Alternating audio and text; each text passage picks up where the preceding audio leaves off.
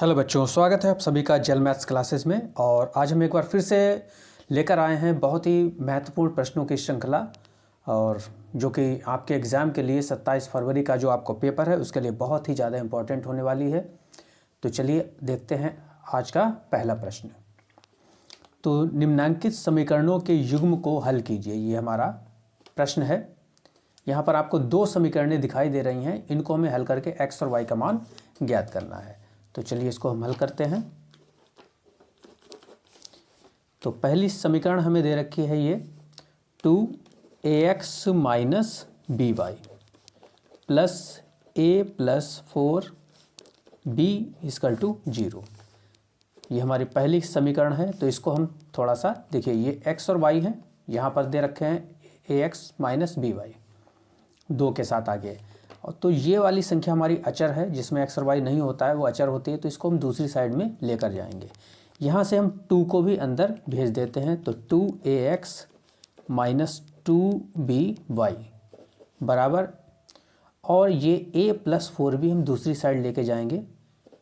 तो माइनस का a और माइनस का 4b, ये इधर प्लस के हैं, इधर आएंगे तो माइनस के हो जाएंगे। और इसको हम मान लेते हैं समीकरण नंबर 1। अब हम दूसरी समीकरण अपनी उतारते हैं। तो ये है 2bx plus a y plus b minus 4a बराबर 0। इसको भी हम ऊपर वाली समीकरण की तरह ही थोड़ा सा आसान कर लेते हैं।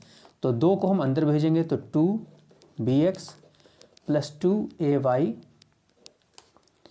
बराबर, देखिए ये माइनस का 4 है, a है, दूसरी साइड में हम लेकर इसको जाएंगे तो 4a प्लस का हो जाएगा, और ये प्लस का b है, दूसरी साइड में जाएगा तो माइनस का b। अब ये हमारी समीकरण नंबर 2 हो गई। अब हम इनको हल करते हैं।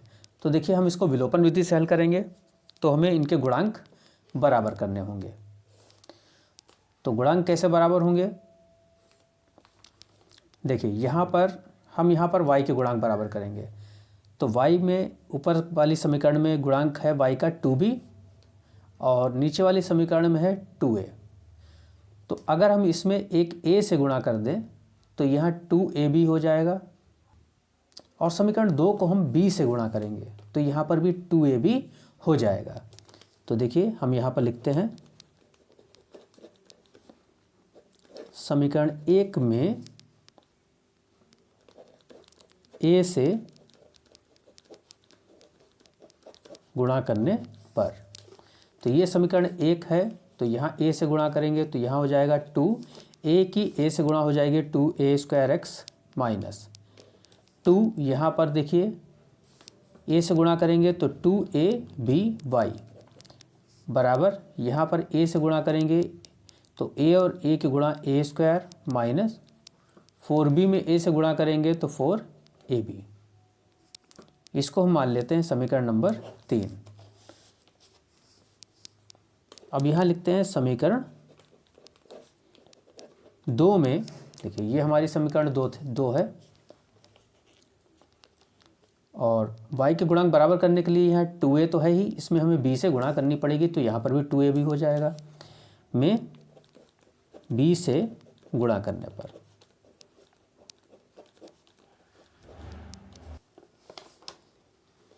तो देखिए, समीकरण 2 में हम किससे गुणा करेंगे? b से गुणा करेंगे। तो ये रही हमारी समीकरण 2, और इसमें हम b से गुणा कर देते हैं।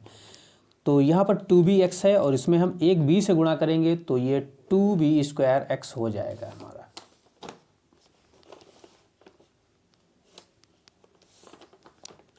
तो 2b स्क्वायर x प्लस ये 2ay है, और इसमें हम b से गुणा करेंगे तो 2aby बराबर, यहाँ पर भी हम b से गुणा करेंगे तो 4ab माइनस, और b की b से गुणा करेंगे तो b स्क्वायर।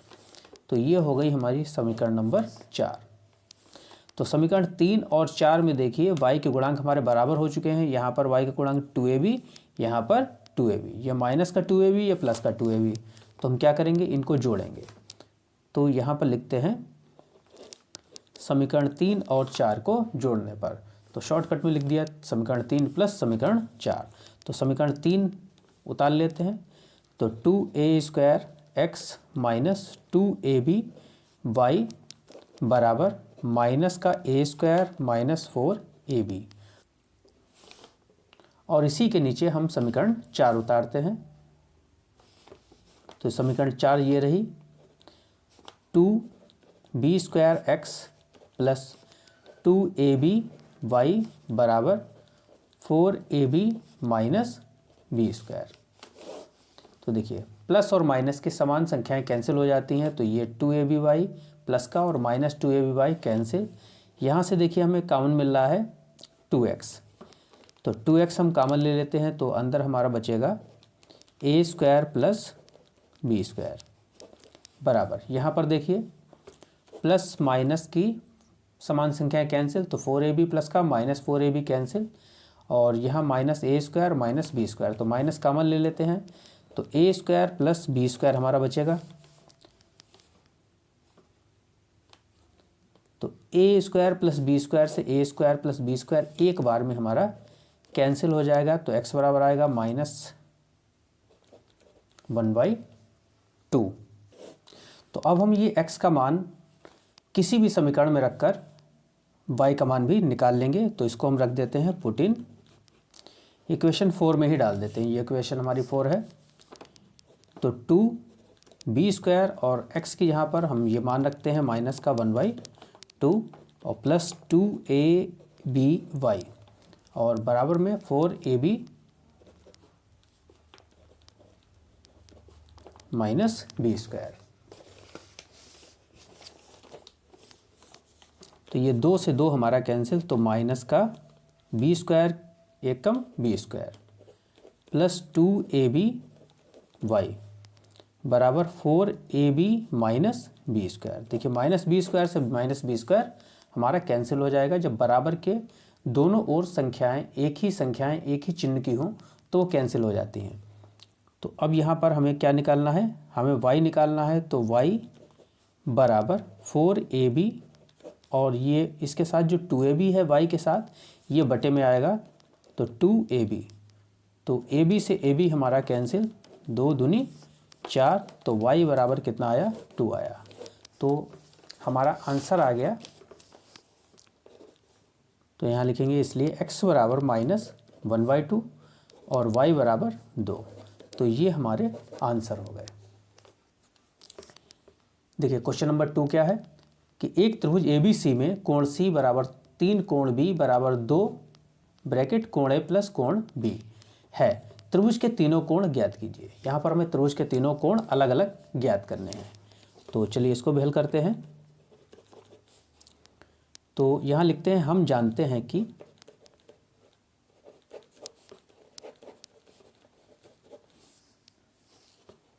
किसी त्रिभुज में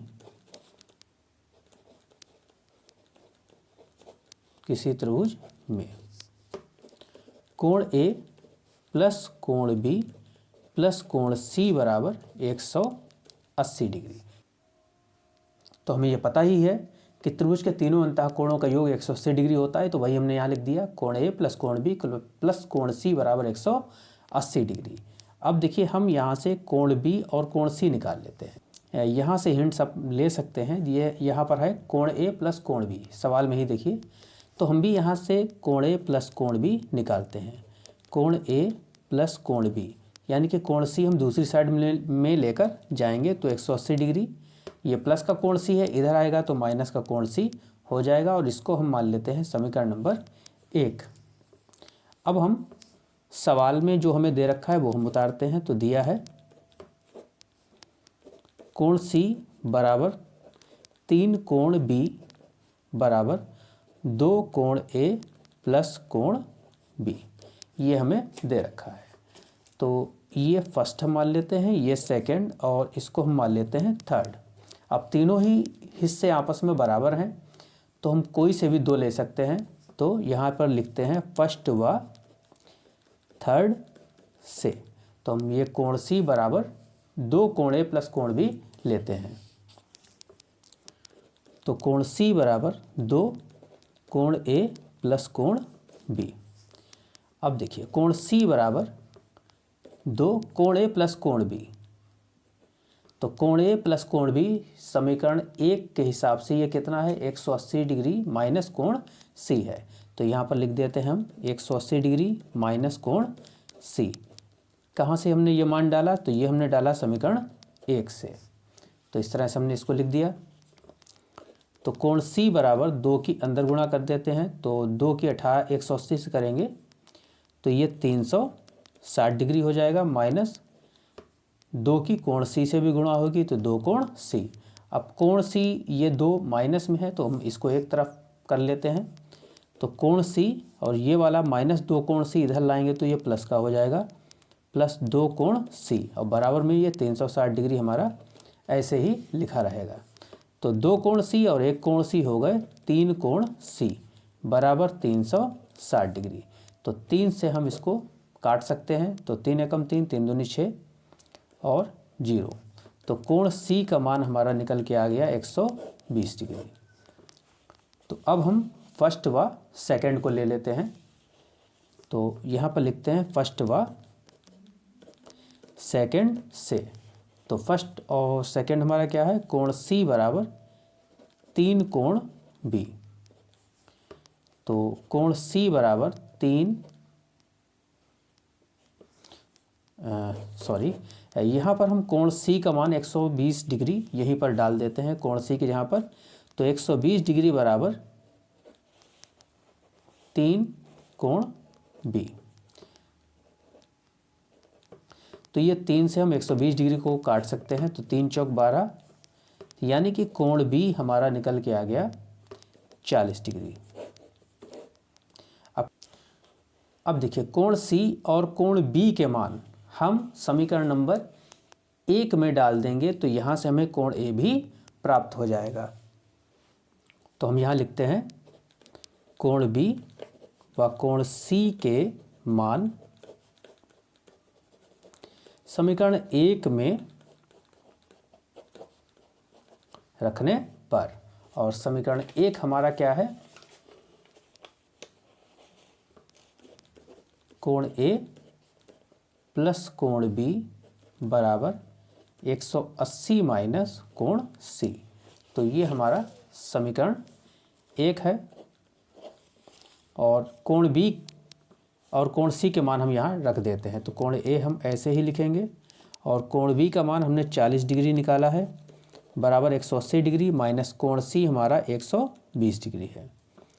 तो कोण A प्लस 40 डिग्री बराबर 180 में से 120 घटाएंगे तो 60 डिग्री आएगा। तो कोण A बराबर 60 डिग्री, और ये प्लस का 40 डिग्री है, इस साइड में लाएंगे तो माइनस का 40 डिग्री हमारा हो जाएगा। तो कोण A बराबर 60 में से 40 गया 20 डिग्री। तो इस तरह से हमें तीनों कोण प्राप्त हो गए। तो हम यहाँ लिखेंगे अतः कोण A बराबर 20 डिग्री, कोण B बराबर 40 डिग्री और कोण C बराबर 120 डिग्री। तो ये तीन हमारे आंसर हो गए, तीनों कोण अलग अलग हमने ज्ञात कर लिए। और इन तीनों का कोणों का योग देखिए 180 डिग्री बन रहा है क्या, तो 120 और 40 और 20, तो बिल्कुल 180 डिग्री ये बन रहा है, यानी कि हमारा आंसर बिल्कुल सही है। अगला क्वेश्चन देखिए, क्वेश्चन नंबर 3। 2 अंकों की एक संख्या के अंकों का योग 12 है। अंकों का स्थान परस्पर बदलने पर प्राप्त संख्या दी गई संख्या से 18 अधिक है, संख्या को ज्ञात करें। तो इस प्रकार के सवाल में हम क्या करेंगे, भाई 2 अंकों की संख्या है तो इसमें एक अंक इकाई का होगा और एक दहाई का होगा। तो हम इसको अब हल करते हैं। तो यहाँ मानते हैं माना इकाई का अंक बराबर x तथा दहाई का अंक बराबर y। इसलिए संख्या हमारी क्या हुई, देखिए पहले हम इकाई का अंक लिखते हैं। तो इकाई का अंक क्या है x प्लस दहाई कितना है y, और दहाई जो होती है वो 10 की होती है। तो ये संख्या हमारी बनेगी 10y प्लस x। 2 अंकों की कोई भी संख्या इस प्रकार से हम लिख सकते हैं। जैसे मान लिया हमने 24 है, तो 24 को हम किस प्रकार लिख सकते हैं, 24 में इकाई क्या है 4 प्लस दहाई क्या है 2, और 2 में अगर हम 10 से गुणा कर दें तो 10 दूनी 20 और 4 कितने हो गए 24 हो जाएंगे। तो कोई भी 2 अंकों की संख्या हम इस तरह से लिख सकते हैं, यानी इस तरह से लिख सकते हैं। तो अब सवाल क्या कह रहा है, 2 अंकों की एक संख्या के अंकों का योग 12 है। अलग अलग अगर इनके अंकों को अगर हम जोड़ दें तो क्या आता है 12 आता है, और अंकों का स्थान परस्पर बदलने पर प्राप्त संख्या दी गई संख्या से 18 अधिक है। देखिए अंकों का स्थान बदलने पर प्राप्त संख्या क्या हो जाएगी, तो हम यहाँ लिखते हैं अंकों का स्थान बदलने पर प्राप्त नई संख्या।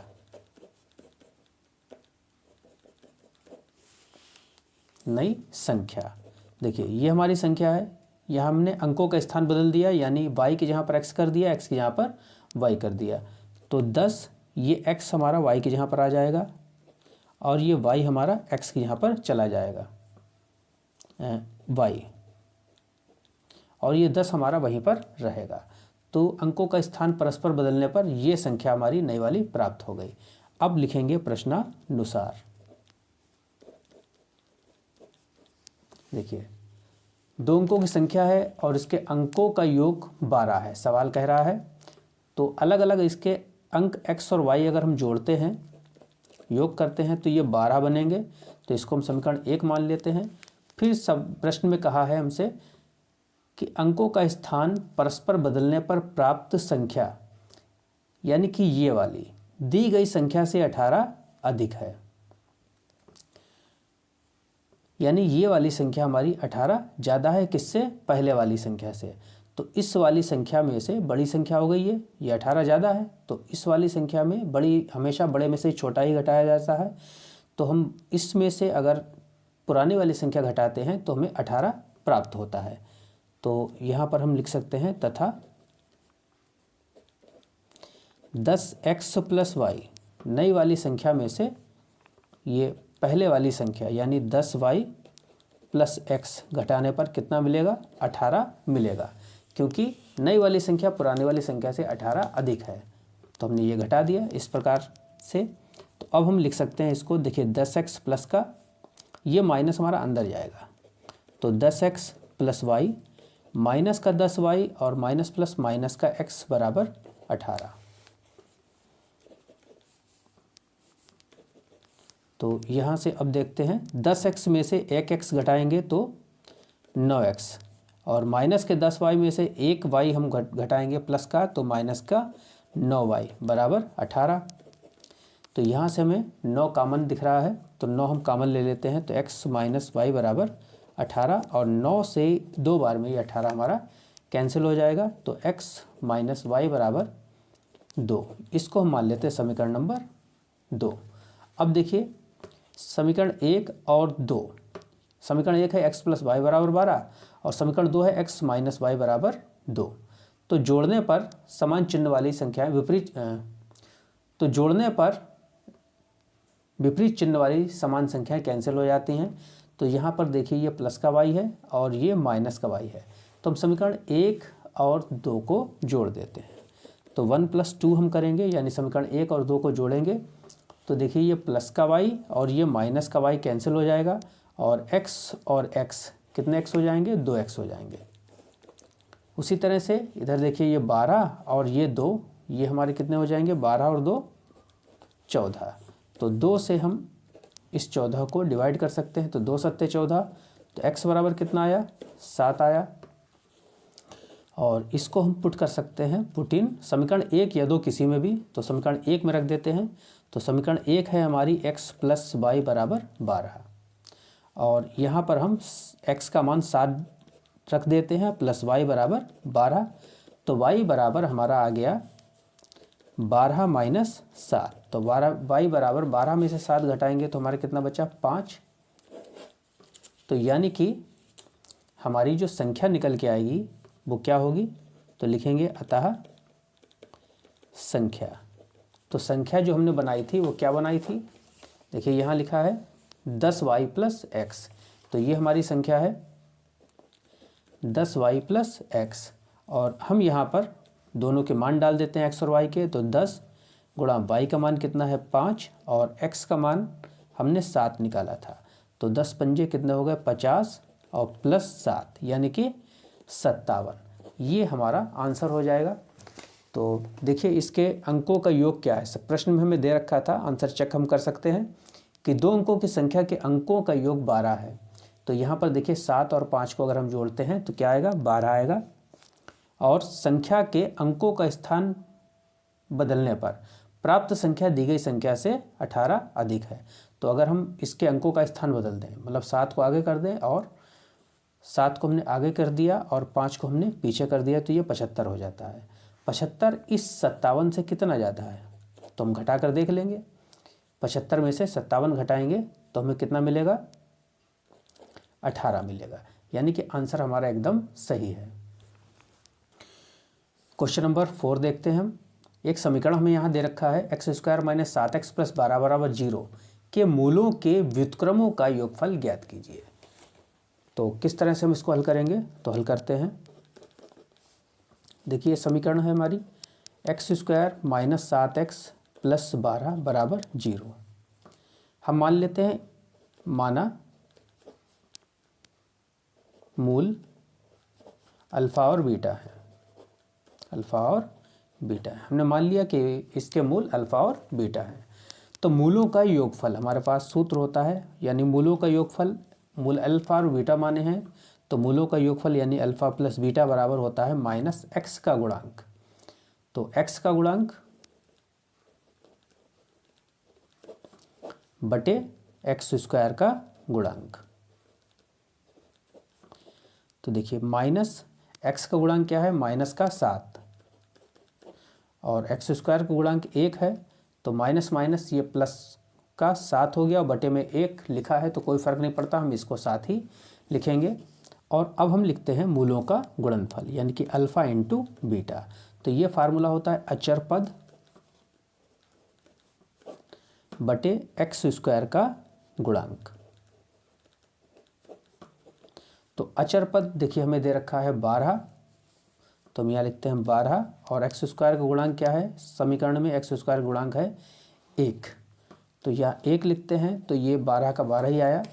अब हमसे मूलों के व्युत्क्रमों का योगफल पूछ रहा है, तो यहाँ पर व्युत्क्रम कहते हैं उल्टे को, तो हमने जो, तो यहाँ पर हम लिखते हैं मूलों के व्युत्क्रमों का योगफल।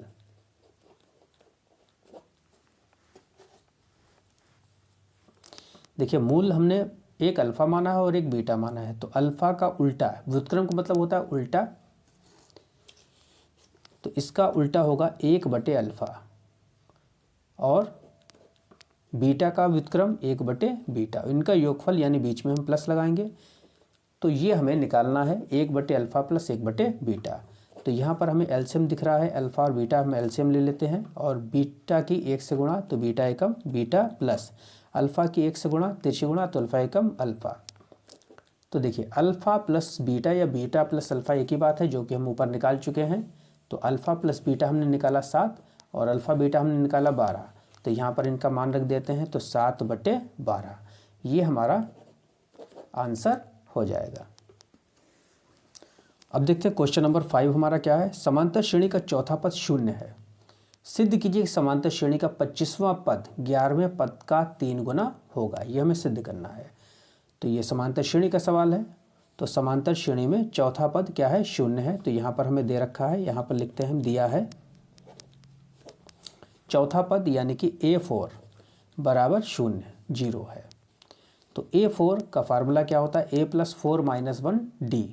देखिए AN का फार्मूला क्या होता है nवें पद का, A + n - 1D, ये हमारा फार्मूला होता है। तो ये फार्मूला हम यहाँ पर भी लगाते हैं, तो A + 4 - 1 यानी कि 3, A + 3D बराबर 0 हो जाएगा। जितना यहाँ दे रखा हो 4 है, तो यहाँ 1 कम रहेगा इससे, तो ये हो गई हमारी समीकरण नंबर 1। तो हमें यहाँ सिद्ध करना है, सिद्ध कीजिए समांतर श्रेणी का 25वां पद 11वें पद का 3 गुना होगा। तो यहाँ लिखते हैं सिद्ध करना है।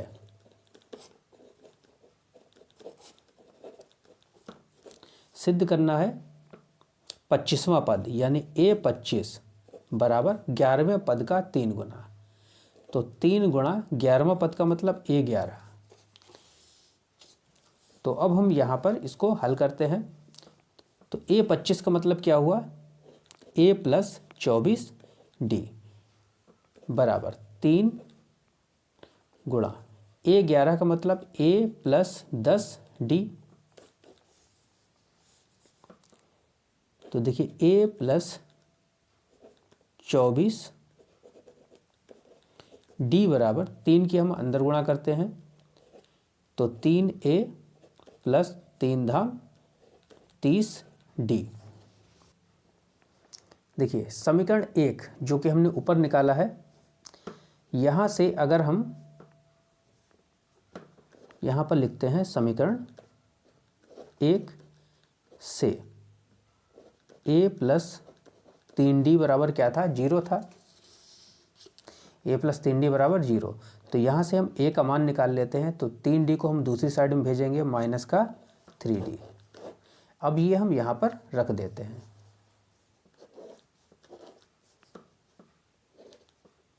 तो 1 यहाँ पर हम लिखेंगे -3D और प्लस का ये कितना है 24D है बराबर 3 और 1 यहाँ पर भी -3D और प्लस का 30D। तो देखिए 24D प्लस का और -3D। तो 24 में से 3 गया 21D बराबर यहाँ पर देखिए 3 तियाँ -9D और प्लस के 30D। तो 21D बराबर 30D में से -9D हम घटाएंगे तो हमारा हो जाएगा 21D। तो देखिए LHS RHS दोनों बराबर हैं तो और यही हमें सिद्ध करना था। LHS बराबर RHS हमें सिद्ध करना था। A25 यानी कि 25वां पद 11वें पद का 3 गुना है। तो ये दोनों ही साइडें आपस में बराबर हैं। तो यहाँ पर देखिए LHS बराबर RHS आ गया और इस तरह से हम इसको सिद्ध कर सकते हैं। तो कैसा लगा ये वीडियो पसंद आया हो तो चैनल को सब्सक्राइब कीजिएगा और ज़्यादा से ज़्यादा लोगों में शेयर कीजिएगा और मिलते हैं नेक्स्ट वीडियो में।